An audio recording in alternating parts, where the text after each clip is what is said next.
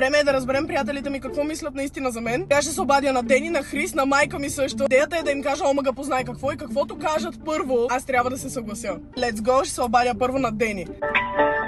Ало? Познай какво? Смисъл? Познай какво? Бременна си. Вау, много бързо позна. Какво?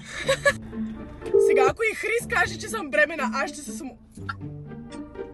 Ало? Познай какво? Ало? Да? Познай какво? Взеха ти книжката ли пак? Да. Как така? Познай... Честно ли? Не, познай защо? Пак не си... Лина, плати ли си гражданската? Да. Технически преглед. Бе, всичко ми е платено, друго е. Карала си през срещното. Да. Сега ще се обадим на мама. Знам, че мама веднага ще познае какво имам да й кажа. Само по интонацията ми ще разбере. Ало, хей, свири. Хай, мами. Познай какво? Познай какво. Познай. Развълнувана ми звучиш, така че Лава Бер нещо ново. Да. Познах ли? Да. Бях абсолютно убедена, че ти ще познаеш единствена. Лава Бер имат нов вкус. Какъв е?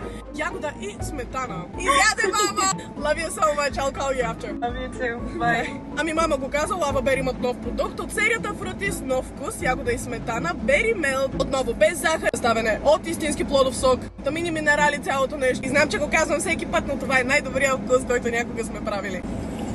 Ако успеете да откриете новия Лава Бер, снимайте се, тагвайте ни и ще бъдете репостнати на страницата на Лава.